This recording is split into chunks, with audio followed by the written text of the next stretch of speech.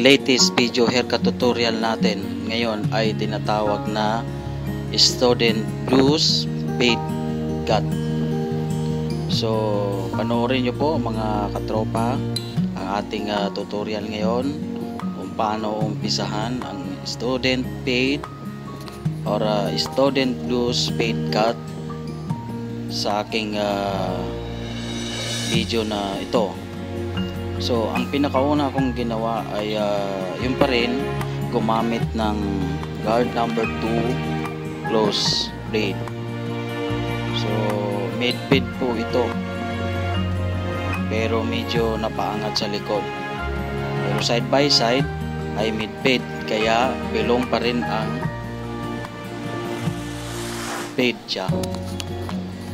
So paikot lang po yan mga katropa gamit ang ating guard number 2 close fade. So nasa atin na ito kung paano natin ito ipoporma na matawag nating Student Blues Fade Cut. Bakit tinawag na Student Blues Fade Cut? Ito ay allowed ito sa school na gupitan dahil wala siyang shape line or hard part sa noo at wala siyang linya sa side part niya. So normal lang po ang fade natin ngayon, sa gilid lang, at ang yung nasa taas ay hindi na binawasan pa at normal pa din. So ang sumunod na guard na gagamitin, yung kasalukuyang ginagamit ko ngayon ay 1.5 close blade sa baba ng dinaanan ng guard number 2. Yan, para pababa ng pababa yan yung size ng buhok. Ayan po. So ang pangatlo ay guard number 1 close blade. Ayan, paikot lang po yan sa baba ng dinaanan ng 1.5 guard. Ayan, pababa na siya. Kaya every gamit ng guard ay naka-close po yung blade. Every use ng guard close, para kasi yung guard sunod-sunod na yun eh. Number 2 1.5, number 1 at saka 0.5, kaya i-close mo yung blade para sakto lang yung sukat ng buhok sa bawat guard na yon. So yun po.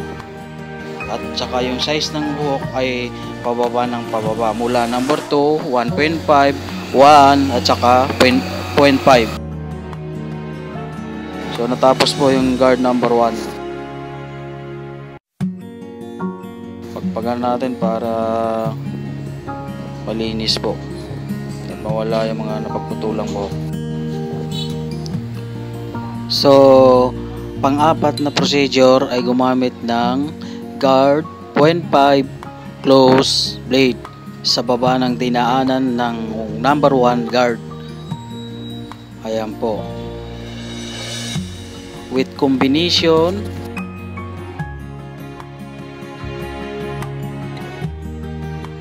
sagad ang blade, adjust mo ng sagad yung blade ng sagad at sa gitna at pantay. Yun po yung ating blending sa fade, kung paano makuha ang magandang fade. Ayan. So ayan po, yan siya. Ulitin ko mga katropa ang aking procedure ha.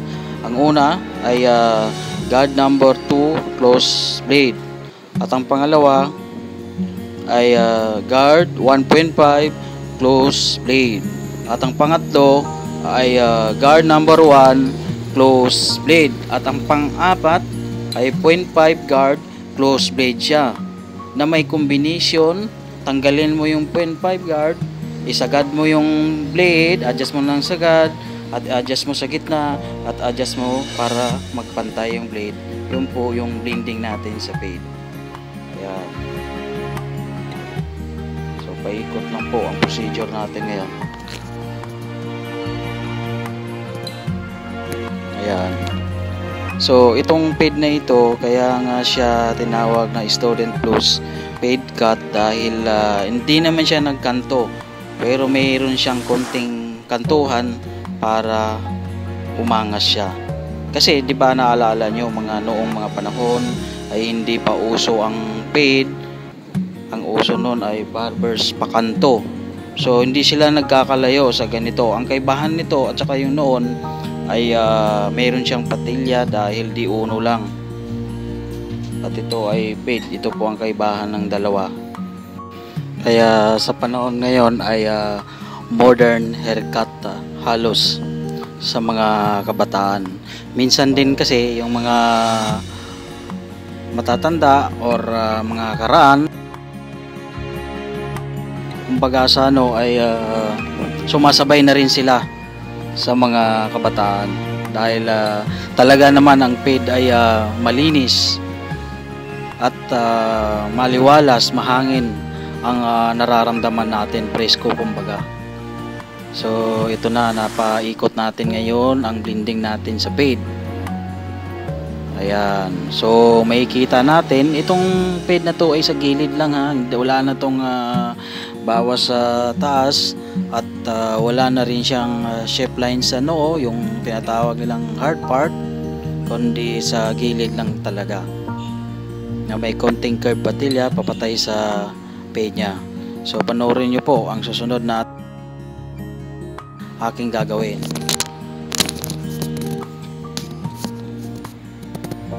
So ayan po, inaayos-ayos konti. Yung makikita natin na medyo makapal ay ating ipapantay ngayon sa tamang pantayan, kumbaga. Ayan.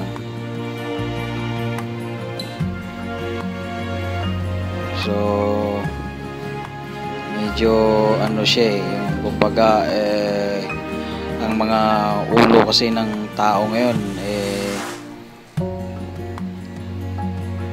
kumbaga may malalim, may mabukol konti. So yan po ang ating inuulit-ulit hagurin ng clipper para magpantay-pantay po. So ang sunod natin gawin ngayon ay trimming po tayo sa gilid, yung sa taas ng dinaanan ng guard number 2 para tanggalin ang nakausling buhok, para bigyan natin siya ng konting kanto na may babagay natin sa kanyang fade. Kasi nga yun nga yung gupit niya, tinatawag nating student blues fade cut. Ayan. Nagpapatrim po tayo ngayon. So nakikita nyo naman kung paano ko tinitrim. Ayan, paikot lang yan mga katropa. Ayan po. Mas maganda kasing gamitin na suklay yung manipis at saka hiwa-hiwala yung ngipin para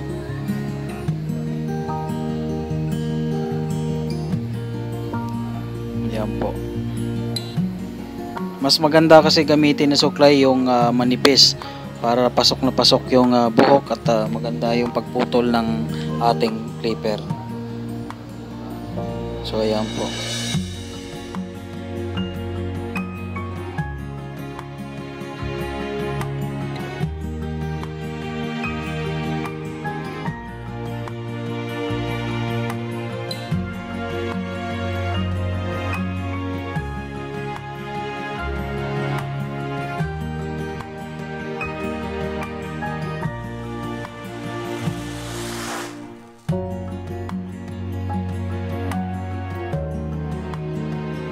Sana mga katropa sa simpleng gupitan na ito ay marami kayong nakapulot na aral at kaalaman kung paano gumupit ng ganitong klaseng gupit. Ingad ko po ay matulungan po kayo mga baguhang barbero or yung mga manunood na gustong magka-ideal sa paggugupit. Ay ito po ang aking hangad ay may share ko po ang aking kaalaman sa paggugupit. So sana po i-subscribe nyo po ang aking YouTube channel. I-type lang po sa YouTube Jasky Barbero Supero. So ngayon gawan po natin siya ng curve patilya papatay sa kanyang fade. Ayan po, yan po ang style niya para umangas siya. Yan, para magkaroon naman siya ng korte dahil wala na siyang devil cut or zip line or hard part. Ayan, i-detail natin ngayon kung saan natin umpisan ahitin pababa. Ayan, para matanggal na to yung buhok sa baba niya. Ayan po. So yung nakikita nyong itim sa upper page niya na parang buo, yan po ay malalim. So medyo ayusin natin mamaya yan para magka plain blending siya at wala nang makikitang buo-buo. Ayan, pati dito sa kabila medyo malalim yan, pero diba dinaanan natin ng guard number 2 yan. So ang size niyan ay guard number 2 at 0.5 at saka number 1. So mamaya ihahagurin natin yan sa dapat gamitin na guard para mawala yung konti. So mula dun sa kaliwa, ganun din sa kanan, bigyan natin siya ng curve patilya para kabilaan ay maangas siya tignan. Ayan po, curve patilya papatay sa kanyang fade. So ayan po ang ating gupit ngayon, haircut tutorial. So panoorin nyo po maayos ang mga sunod na gagawin ko para buong buo ang ating kaalaman ngayon.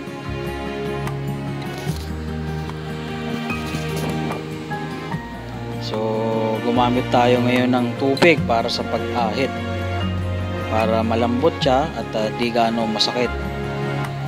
So lagi pong tandaan na gumamit ng matalas na blade, yung bago talaga siya, para maganda yung pag-ahit natin, malinis at hindi siya masakit at iwas hawa-hawa na rin. Yan, kaya tayo gumagamit ng bagong blade. So ito na, yung pattern natin ay yun lang po, susundan lang po natin. Hindi na tayo maligaw dyan sa paggawa ng patilya dahil may pattern na po tayo. Ayan po, huwag po ahitin directly ng blade kung hindi pa yan nagawa ng pattern ng detailer, kasi masakit yun, kasi bubuo yung buhok eh, diba? Nakita nyo naman nung dinaanan siya, gumawa tayo ng pattern ng detailer, ay nagka-forma na siya, akala mo naahit na. Kaya yan ang purpose nun. Ayan, ahitin natin pasalungat yung banda sa patilya niya para wala nang kabuhok yan. Ayan po, kaya natin na-detail kanina dahil yan po ang purpose natin, ahitin natin pababa. So nabuksan na po ang kanyang pin ngayon at malinis na tignan. So paikot lang po yan mga katropa. Ayan, be careful sa pag-ahit para hindi po siya masaktan or masugatan. Ayan. So itong video ito ay napaka-normal po, wala po siyang cut video or fast forward, kundi normal po. So hindi po maligaw or malito dahil napaka slow video po siya. Yan na po yung bilis ng sa personal. So wala pong edit yan. Ang may edit lang yung introduction ko dahil siyempre konting pa-cute din.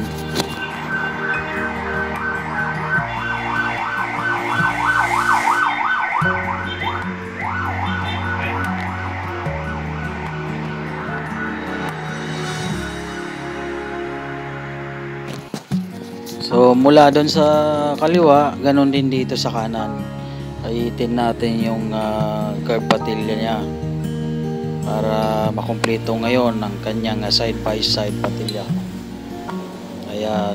So madali lang mga katropa, 'di ba? Ayan. Oh, 'di ba? Kitang-kita niyo ngayon kung paano inaahit 'yan.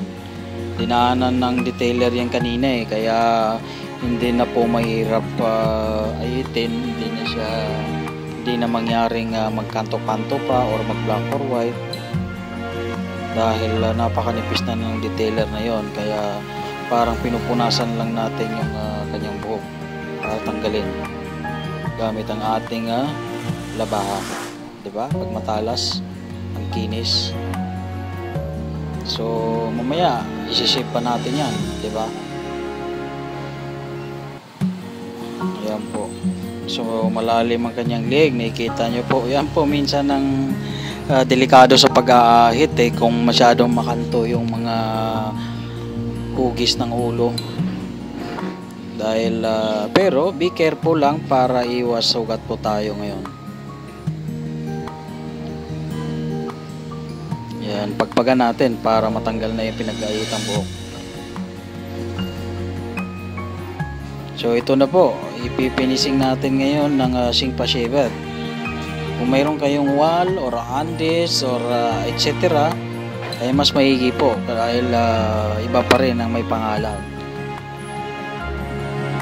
So ayan, yung mga konting manira-nira na buhok ay makukuha ngayon ng Singpa shaver. Dahil inahit na natin ng labahan, no? So isi-shave pa natin ng Singpa shaver. So saan ka pa?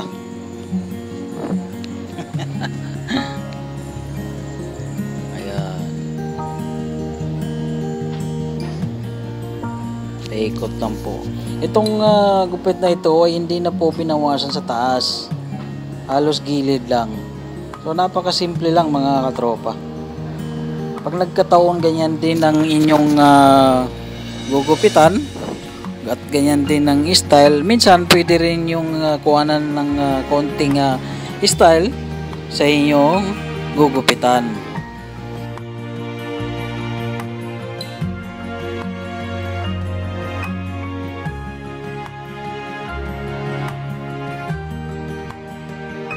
Ayan, gumamit tayo ng clipper para sa developing blending natin ngayon, para yung kanto ay at saka yung mangitim-ngitim ay ating kukunin ngayon gamit yung clipper na yan, at saka 0.5 guard at saka yung combination natin ngayon para mas lalo pang gaganda yung pagka-blending sa taas ng kanyang face.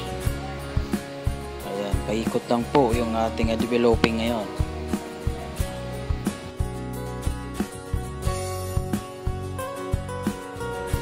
Medyo malalim yan, ano? Kaya buo siya. Ayan po.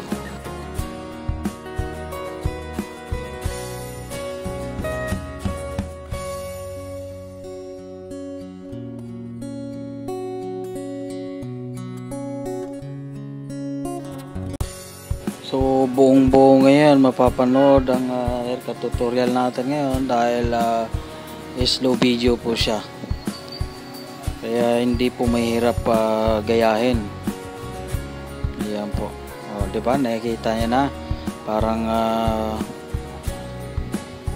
nawala na yung mangitim-itim sa konting hagod natin. Ayan po. Paikutan lang po natin yan para hanggang kabila ay mawala na yung mga black or white. Siyempre hindi natin buong buo matatapos kagad. Kailangan paunti-unti yan hanggang matapos po. Ganun po ang paggugupit. Ayan, step by step para maganda yung kalalabasan ng gupit. Ayan po. So itong style na ito ay sadyang ganyan yan. Ganyan po yung kanyang style.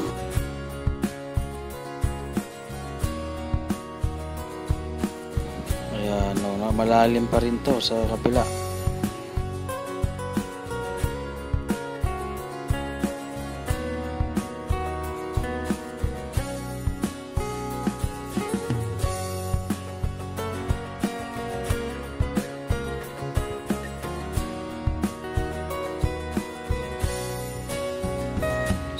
Talagang medyo minuto rin ang ating paghagod dahil medyo kantuhin or malalim ang kanyang gilid sa ulo. May mga palalim na parte. Ayan yung dalawang pirasong namuno na yan, malalim yun kaya yan ang inaano natin ngayon para mabagay at gaganda ang blending. So ayan po.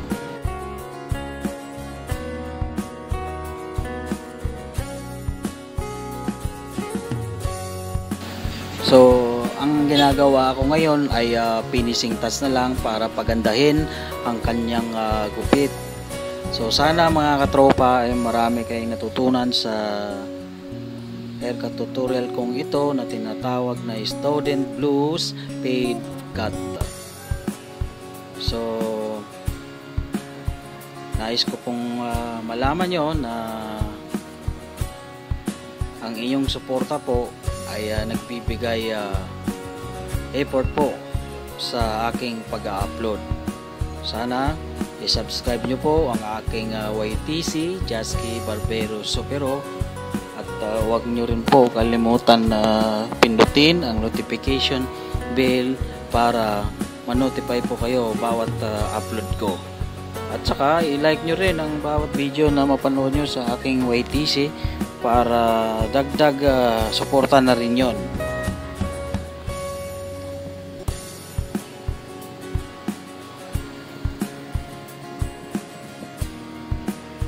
Continue lang po kayo sa pag-watching hanggang dulo para makita nyo po ang buong gupit nya.